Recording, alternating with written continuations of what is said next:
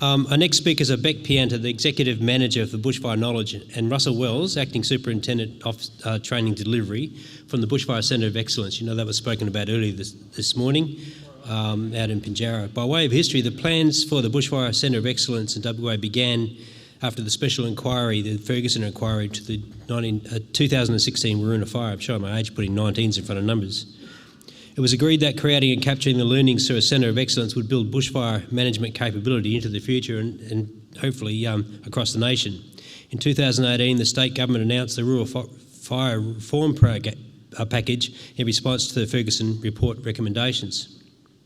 Changes including the establishment of the Rural Fire Service, or Rural Fire Division, within the Department of Fire and Emergency Services, as well as the establishment of the Centre of Excellence. Their combined presentation, that's Beck and Russell, is on the outcomes of the current status of that development and is entitled Bushfire Centre of Excellence Update, Enhancing Bushfire Management Skills and Capabilities Across WA. Ladies and gentlemen, please welcome Beck and Russell. Thank you, Chris. Before I start my presentation, I'd like to acknowledge the traditional owners of the land upon which we meet today and pay my respects to their elders, past, present and emerging. Thank you very much for welcoming me here today to talk to you about the Bushfire Centre of Excellence. Before we look forward and talk about what we're doing at the moment and what's in store for us, it's really important that we look back and tell a bit more of the story about how we came to be and I suppose, our origin story. So I'll start with that. So Chris has already spoken about a few of these things, but we were born out of an event that's probably quite real for a lot of people in the southwest still, even though it was over 5 years ago. So the Waroona Yarloop fires, there was a significant report into that event, and one of the key recommendations was the establishment of a rural fire division. There was also an opportunity in that report about the establishment of a Bushfire Centre of Excellence, and the idea of the Bushfire Centre of Excellence was really to bring as much knowledge and information together and put that in one spot and provide really a home for it. So the division itself was established as a fourth command structure within the department, and I'm going to show you a picture in a minute of the command structure and the parts of the Rural Fire Division. But it's really important to note that those parts that came into the Rural Fire Division already existed across DFES, but bringing them together was really key to making sure that the bushfire expertise and knowledge was placed in one spot. So the division sits as part of the wider Department of Fire and Emergency Services, and there's 4 areas of the division that were already existent in DFES. So the Office of Bushfire Risk Management was already part of DFES. It was somewhat independent and reported to the Fire and Emergency Services Commissioner, and their remit is really to look at policy and provide strategic advice about risk management in an impartial manner across the state. The Bushfire Risk Management branch also existed previously, and their role is really supporting local governments and supporting DFES in managing bushfire risk through provision of tools and different, expertise in that space. Land use planning was previously part of our advisory services team, and that was based in Leederville, and their job was really to provide land use planning advice on referrals back to local government from a subject matter expertise perspective. And the Bushfire Technical Services team is really our research and scientific arm, if you like, and they really look after the technical side of bushfire behaviour, bushfire science, and so on and so forth. So the new kid on the block in the division was the Bushfire Centre of Excellence, and that was created out of the Ferguson report into Waroona Yarloop fires. In building the business case and building, the service that we would offer as the Bushfire Centre of Excellence, there was a significant amount of consultation that occurred. And in 2018, as the business case was being prepared, consultation occurred across the bushfire management sector, from local government representatives through to other state government bodies, Indigenous ranger groups, and so on and so forth. So really quite an expansive group that were consulted in trying to identify exactly what the Bushfire Centre of Excellence would do. And this was primarily through workshops and forums, and those were quite interactive. So some in the room may have been party to those forums, and it was really an idea or an opportunity to try and bring people in without fear or favour and try and get some really good ideas about what the Centre of Excellence would look like. And this was the output of that work. So 4 main functions, underpin everything that we do at the Bushfire Centre of Excellence. And those are, working left to right, the knowledge management function, the training function, the engagement and outreach function, and the business management function. Starting with the business management function, really any sort of business, any facility needs some sort of support. And so the business management function really makes sure that the lights are on and everything's still working in the facility itself, as well as providing us with some strategic planning for the future of our business and making sure that we are keeping onto our KPIs, etc. The engagement and outreach part of the business is really about trying to deliver our message and try and get that out to our stakeholders. So whether it's through our digital mediums or through face-to-face events, it's really about trying to spread the information that we are, enhancing or acquiring at the Bushfire Centre of Excellence. The training team is my team, and so we have a number of different elements there. We have the training development part, which is really looking at existing training products that DFES owns, as well as new opportunities to develop training. And then the delivery team, which is my team, we're really all about delivering that training, obviously. The knowledge management function is a bit of an interesting concept, the whole idea of knowledge management, and I won't steal Beck's thunder because she'll be mighty unimpressed with me, but knowledge management really integrates three key components, so traditional knowledge, scientific knowledge, and that experiential knowledge that's really important. One thing that was really strong and really important through that consultation was the importance of having a centre that wasn't a central hub that everyone came to, but a decentralised model where people could access our services wherever they are in the state. WA is a very big place, has very diverse vegetation types and diverse stakeholders, so this hub and spoke service delivery model was really about providing services out in communities where they are needed rather than having everyone come to the centre itself. Having said that, the centre is a really good facility, so we do encourage people to come along if they can, but the idea is not to make that a barrier for people to access some of our services. Our guiding principles are listed up here, and really these principles were born out of that consultation. So some really strong messages that came out of those forums was it's really important that we serve the bushfire sector as a whole. So it's not about just the three main fire agencies being DFES, local government and Department of Biodiversity, Conservation and Attractions. There's a lot of different stakeholders in the bushfire game, and it's really important that we reflect and serve all of those. Another really key message was being, acknowledging excellence that already exists. So where innovation or good ideas are already occurring, it's really about taking those good ideas and trying to promote them and further them as much as we can. I've already talked about the scalability of our programs and the importance of that hub and spoke service delivery model. One really strong theme through the design of the building through to the way we deliver our services is the recognition and acknowledgement of Aboriginal people's connection to fire and country and how we can integrate that into our service. Quite a significant process was gone through to select the location of the Bushfire Centre of Excellence. So a request for proposal was put out through local governments because there was a number of local governments vying for the Centre of Excellence to be built in their patch. So to make that process as open and transparent as possible, it's sort of like a tender process was run with local governments submitting their information and their best bid for why the Bushfire Centre of Excellence should be in their area. And through that process, the Shire of Murray was the successful respondent. So the Bushfire Centre of Excellence was built in the Peel Business Park, and I'm going to show you some photos in a second of what it looks like now, but it was completed at the start of this year, so our first official opening at the site was in January, and we're fully operational from that facility. The Peel Business Park is pretty significant. Stage 1 includes a number of different facilities, and right next door to us there's a food innovation precinct, which is a joint venture between the Shire of Murray and a number of other stakeholders. So it's really a hub for research and innovation in a number of areas. So Karla Katitjin, which translates in Noongar to fire knowledge, this is the Bushfire Centre of Excellence. So it's maybe what you would traditionally not see in terms of a government building, but its design was built upon by a consultation group which included the three main fire agencies, volunteer fire services, as well as the local traditional owners of the area. So significant amount of work in designing the facility and making sure that it meets all the stakeholders' needs.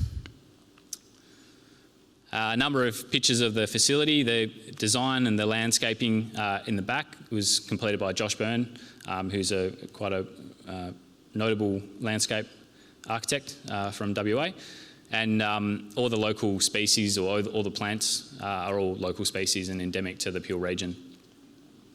There's a number of areas for shared learning inside and outside. So the idea is to sort of break down that classroom mould and try and get people out into the wide world and having discussions, not necessarily confined to the PowerPoint and the classroom. Our foyer and entrance is really quite significant, and you can sort of see we've got some artwork and we've got a small library there. So the idea is that people in the community, as well as practitioners and emergency management professionals, can come and get some information there about biodiversity, ecology, through the traditional knowledge and bushfire and experiences of bushfire. So that's our library area. And Cliff playing the didge. We've also got a yarning circle out the back, which is a really good spot to have those sort of networking discussions, because as we know, emergency management really is a relationship game. So the importance of having areas where people can network informally is really critical to our business. This is a snapshot from an event that was held some months ago now, but a number of volunteers from the local area were brought in to see the facility, and we had the Minister and Commissioner on site as well to have a bit of a sundowner event. So really quite successful. We have a number of training rooms in the facility itself. So we have 3 training rooms, and this is our largest training room, which has an operable wall, and it can accommodate up to 50 or 60 people, potentially more depending on the configuration. Conference room as well, which can seat 16 people, and a number of facilities there. And this is one of my staff presenting some information on a course to predominantly volunteers, and some of our training props that we have available. So some of you may be familiar with the bushfire model as a training prop, but a low-tech, low-cost, pretty simple solution that can't really break, but provides a really good opportunity for practical discussions. And particularly when you see seasoned sort of 20, 30-year-old veterans of bushfire management running around with their planes and helicopters trying to pretend to water bomb stuff, it's really pleasing to see. So the team itself has expanded somewhat over the last year or so. We've done some recruitment recently to fill the last of our positions, and so we're pretty much at our full sort of complement. But in total, the BCOE has 19 staff, increasing to 24 at the moment just through the recruitment process. And as you can see, they're split across those streams that we mentioned before, so training, knowledge management, engagement and outreach, and business management. We've got a really good team, and you'll notice one of the principles was having a diverse team. So we have a team that's reflective of the sector, and a number of our team come from local government backgrounds, some come from a professional sort of training development or delivery background, as well as corporate, DBCA and so on and so forth. So really pleasing to have a diverse group of people in our team. The business management side, so the business management really is about providing support to the wider business, as I said previously. So as a sort of wider remit, there's also support to some executive level committees that the state operates, so the State Bushfire Advisory Council, as well as the Interagency Bushfire Operations Committee as examples. So some of that work and some of that administrative support is going to be undertaken through the Bushfire Centre of Excellence as well. In terms of where we're at in our strategic horizons, one of the things that was really important was to make sure that we staggered some of our services to make sure that we weren't overstretching ourselves. So the design and establishment processes have been undertaken, and as I said, the facility's operational. So we're really in the embed and deliver phase of our business. So as I talk about some of the training and other areas of our business, it's really probably clear that we're really starting to hit our stride and expand upon the success we've already had. We have a strategic plan, and this is our plan on a page. So everything we do is guided, by this model here, and this was something that was initially born out of that consultation again. But the whole idea is really to be able to see our business on a page and who's informed or who's involved with that. And underlying that, obviously, we align to the wider DFES strategic plans, as well as our internal command plan. So one of the important things to note is as a Bushfire Centre of Excellence, we are part of the department, but our audience, our customers are really the wider bushfire sector. So we don't want to confine ourselves just to DFES, we want to have a wider audience than that. And some of our value propositions include making sure that we focus on our customers who do the doing of bushfire management. So not the backhouse people, it's the people at the coalface that are really actually putting mitigation works in or actually responding to fires. That's who we want to focus on. A number of different value propositions include, as I said, those principles that come back to acknowledging excellence. So whether it's bushfire knowledge that people have through experience or knowledge that's gained through traditional means or through scientific means, it's really important that we take that knowledge and we spread it as far and wide as we can. So in terms of training, one of our key objectives is to provide as hands-on or as an interactive experience as we can. So it's really important that we bring people into opportunities where they can either practically demonstrate those skills or through mediums like the bushfire model, they get the opportunity to sort of practically demonstrate those through discussion. Some of our achievements to date, we've reviewed the machine supervision course. So that's a course that was targeted at volunteer firefighters and career firefighters predominantly and relates to following machines and supporting machinery that are constructing fire control lines. So that review was undertaken earlier this year, and that was done through a subject matter group from across all the fire services. We've also developed a Fire Weather 1 training course, which has been developed collaboratively with the Bureau of Meteorology and Department of Biodiversity, Conservation and Attractions, as well as assist with planned burning courses. And one of the significant achievements we've had is developing a bushfire safety awareness and firefighting skills package, which replaced the old Introduction to Firefighting and Bushfire Firefighting products. The last two on that list is about Bushfire Fundamentals and Rural Fire Awareness. They're new products and this is hot off the press. They're yet to be formally released, but they're certainly ready to go. And I'm going to talk about those in a little bit, but they're significant achievements for us. So the Rural Fire Awareness course is focused on farmer response, pastoralists, and those sorts of stakeholders. And that's a one-day course that provides them with some understanding of bushfire behaviour, some bushfire safety, as well as some basic suppression strategies and tactics. The Bushfire Fundamentals course is really for the broader bushfire management and EM sector, including local government staff as well as external agencies. And so we're working towards how we roll that out for those stakeholders, but it's really a one-day course that provides some background, some awareness of bushfire behaviour and safety. And when we all sit in the room together at an ISG meeting or in those sorts of forums, everyone can understand the language we're all talking. So our priorities moving forward are really looking at flexible options for our training delivery. So we acknowledge that volunteers and for staff, it's hard. We have a big state that we have to cover. So providing opportunities to deliver training online is really key to the success or potential success of our business. So transitioning some of our products into an online format would be really important. We're also focused on a number of new courses. So Ground Observer is a course about gathering intelligence ahead of a fire from the ground and providing that back to the incident management team so that they can make some really informed decisions. We're also really hard at work in the Simple Plan Burning course, and the intent of that course is really to provide some training for those who are going to put fire into the landscape.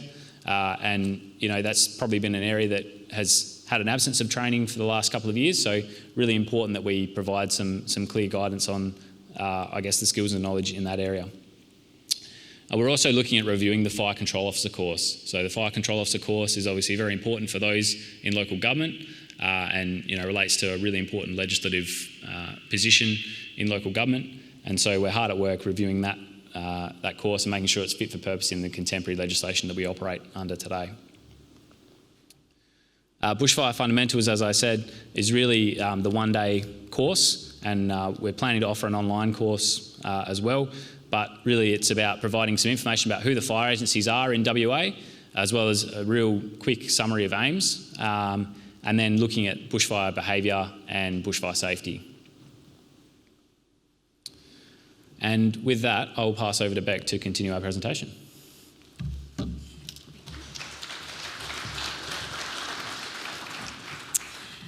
Thanks, Russ, and good afternoon, everyone. As Chris mentioned, my name is Beck Pianta. I'm the Executive Manager Bushfire Knowledge at the Bushfire Centre of Excellence. Russ has introduced the first two of the 4 functions we have at the BCOE, and I wanted to give you some information about the remaining 2. So I look after the knowledge management function, which works really closely with both the training team that Russ spoke about and the engagement and outreach function, which I'd like to take you through now. So the E&O team is the interface between the BCOE, our partners, and the bushfire practitioners. It looks after the external facing relationship and engagement, and it's responsible for ensuring that all our products are readily accessible. And it supports both the knowledge and the training team to develop, design and then deliver our programs, products and services. And it leads all our communications-based activities of the centre as well. And you heard the Minister this morning speak about the Open Day that we have on the 30th of October. So this team is responsible for that as well. The engagement and outreach team work with our primary partners, so that's those who support us in creating our products. This includes our subject matter experts and also those agencies that work within the bushfire management sector. And usually they'll help share those services or products that we create as well, and then they become advocates for the BCOE. They also engage with bushfire practitioners, so it's those people who will be applying the knowledge that we're pushing out, the end users really of our information. So these customers have a massive stake. These are the people that would be taking the knowledge and actually applying it on the ground. One of the things that we have to really remember is that we're creating products and services that need to be accessed by people in the way that they need to be accessed, and in the format that's the most appropriate. So for example, there's no point creating something that isn't necessary or isn't useful or isn't in a format that's going to be useful on the ground. So sometimes this may mean that we deliver the same message in multiple formats. I'm sure you know the way people absorb and receive information is shaped by many factors. So that includes personal preference and habits, literacy and education levels, level of understanding of the subject, and access to information. So by knowing all of this, hopefully the products that we're creating can be communicated in the most appropriate way. So for those who want to use our products, we want them to be informed and engaged. As mentioned, we need to create products that will be accessed, used, easy to interpret and that are contextually relevant. So Russ spoke before about the hub and spoke model. We need to be creating products that work in the particular area of the state that we happen to be in. So something that might be relevant for here in Bunbury might not work in the Kimberley, and we need to be pretty cognizant of that.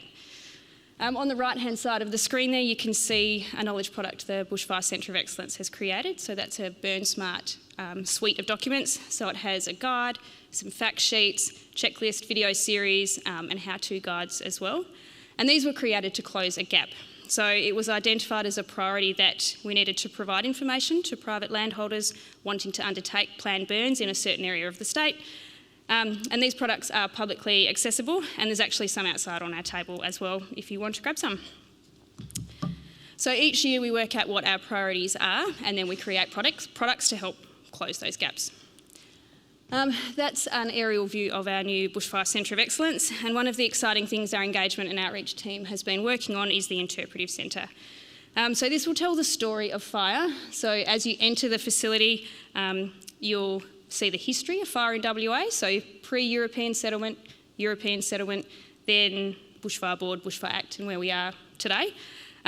It'll talk about the importance of fire in WA in shaping the landscape that we have here.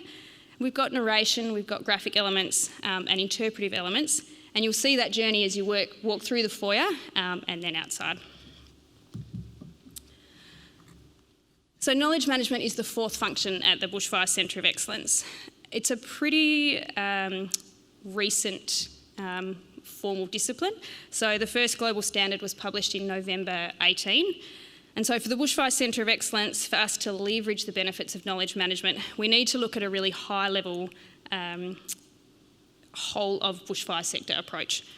So essentially for us, knowledge management is the gathering of bushfire knowledge, the distilling and synthesising of that knowledge, and then distributing it so it can be applied across the sector.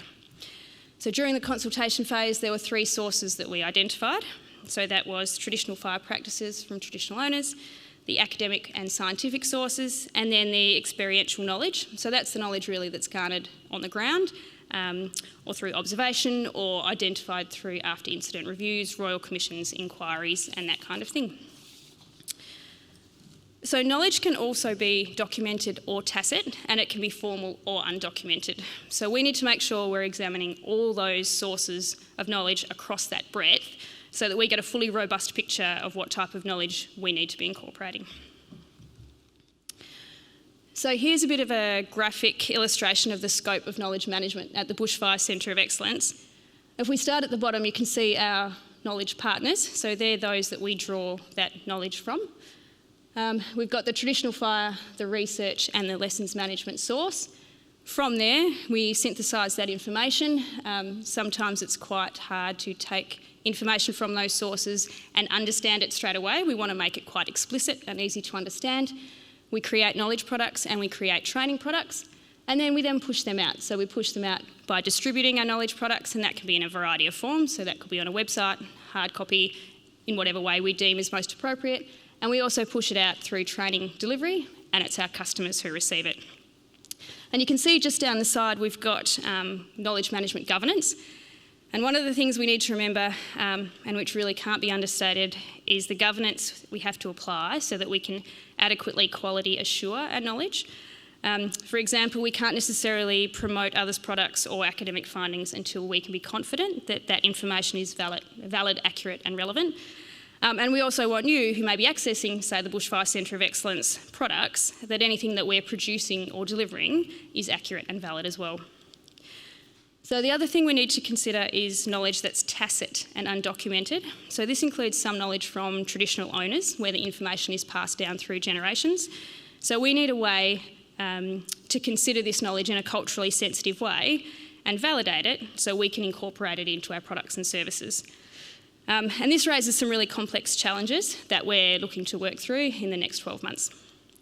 So within this diagram, you can see the knowledge management principles and processes. Once we've identified the knowledge, we've evaluated it, created the product, we have to monitor it. So we need to make sure it's being used, that it's continuing to be accurate, and if there's any feedback on any improvements we can make. We have to manage it as well. So do we need to review it, refresh it, or retire this information? And if we're retiring it and replacing it with something, how do we ensure we've removed all of the outdated information and knowledge? And more importantly, how do we manage externally stored knowledge? So if we've sent it to our partners who are then sharing it, how do we make sure that they're sharing the most up-to-date information? And if something's in hard copy or it's printed, how do we replace all of that knowledge and make sure that that outdated knowledge isn't being used? And from a practical perspective as well, we need to make sure that the actual application of that knowledge is happening on the ground. So once it's being applied, it's then being understood. This is just a really quick diagram of the framework that we're operating to. So connect and collect talks about connecting people, collecting content, and push-pull is volunteering the knowledge and seeking the knowledge. And from our perspective at the BCOE, asking is when people seek information from each other, so such as people accessing our trainers. Telling is the sharing of knowledge, so such as when we deliver training. Publishing is when that information is formally collated and distributed. And then searching is when there's systems available that's used to store that information and it can be accessed. So in our context, this might include the internet, intranet or volunteer hub. So our priorities for 2021-22. So at the moment we're recruiting. We're getting staff for the research and partnerships position, as well as the bushfire knowledge and practice position, which includes experiential learning. And our priorities for this team for this year include incorporating those knowledge management processes that I just spoke about throughout the BCOE. So we know what we need to do. Now we need to embed them within the BCOE. So we've determined what priorities we have for our knowledge and training products this year, and we have to now consider 22, 23 and beyond, and what the gaps might be. This includes research capabilities and gaps as well. So what areas should we be concentrating on, and what knowledge do we need? What partners do we need to seek out from tertiary institutions or other, and where can we concentrate our resources? So we also need to determine what we do with this knowledge. How do we ensure it's accurate, relevant, valid and usable, as I mentioned before, and then how do we manage and store this information? One of the other really exciting things that we're continuing to do is further developing our Cultural Fire program. So the Cultural Fire program is the one team within knowledge management that we've had staffed, and it has been staffed since March last year. So it's slightly more mature than the other areas of knowledge management at the moment. And what's this program doing? It's essentially gathering and incorporating cultural fire knowledge about traditional fire practices into the products and services that we're producing. So we're collaborating with partners, we're supporting regions and communities with their existing programs or helping them to develop their own programs, and we're promoting community understanding of and awareness of cultural fire as well. There's some really excellent examples of where cultural application of fire is alive and well in WA and right throughout Australia. So there's Aboriginal land councils, rangers, traditional owners. They're all participating in elements of traditional fire and often applied using contemporary tools. So in the Kimberley, for example, the Kimberley Land Council is working with traditional owners and rangers and using contemporary techniques such as aerial ignition, GIS data to care for their own country. What we'd like to do is work out whether that methodology can be directly applied down here. It's obviously a very different country, but will those techniques be something that we can transfer down to the southern areas of the state? From a community perspective, the message we're trying to promote is that, or using the Cultural Fire program, is that while we do have many areas of the country that are virtually untouched, we do have a very different landscape now following European arrival than what we might have had prior to European arrival. So the way we manage the landscape now obviously needs to be different to what it was. We're dealing with a landscape that's affected by climate change. We have a more static population. We have construction of assets. And we have people that are living in high and extreme bushfire risk areas as well. So we can't necessarily manage the land in the same way that it has been in the past. So fire is also part of our landscape. And I know I'm not telling you anything new here. So it's helped shape our landscape. It's naturally occurring and it helps our environment stay healthy. What I find interesting sometimes is the perception of fire in the community. And we're hearing from the same people sometimes that we shouldn't be applying fire at all and that we should be referring to the way Aboriginal people used to manage the land before we got here. And the message we're trying to promote is that Aboriginal people did and do use fire to care for country. So it really needs to form part of a holistic approach to land management. So what have we done so far? So it was established in March 2020, as I said, and we've employed 2 people to help deliver the program. And Aboriginality is a requirement to be part of that program, which gives it authenticity and legitimacy, obviously, and gives us direct access to that cultural fire knowledge as well. At the moment, we're engaging with traditional owners to help share, connect, and where possible or necessary, restore Aboriginal people's connection to country.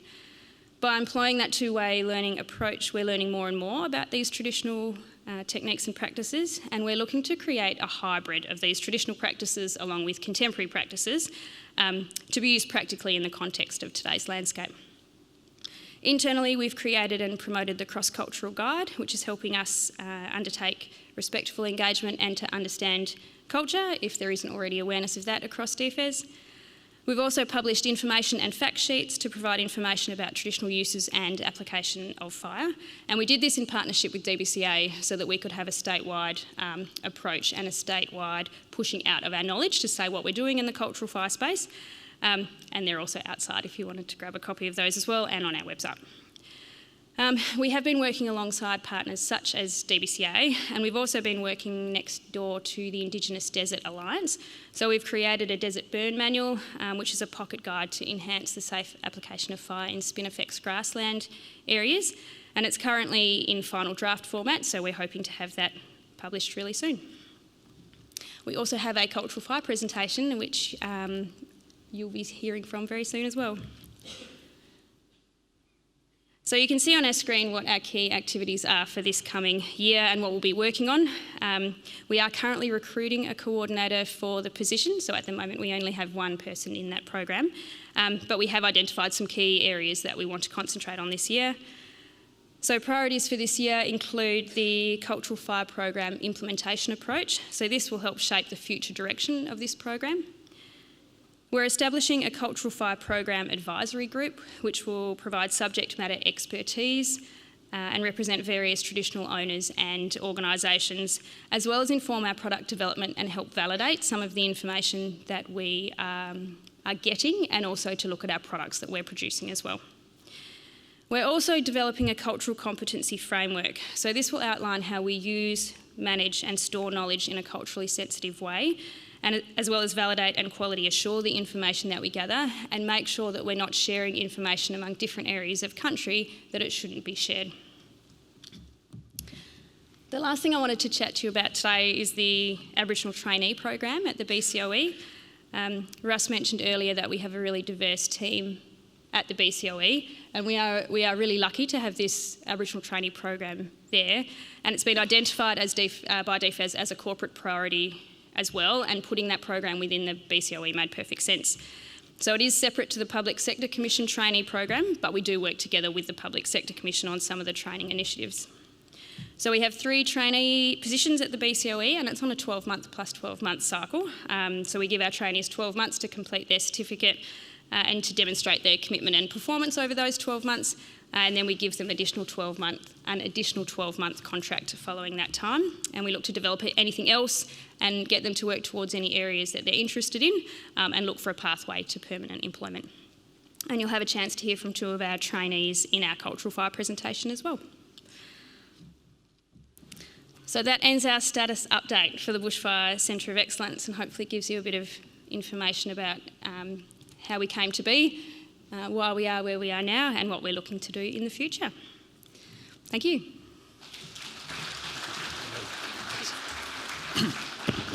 Any questions of Beck or Russell, please?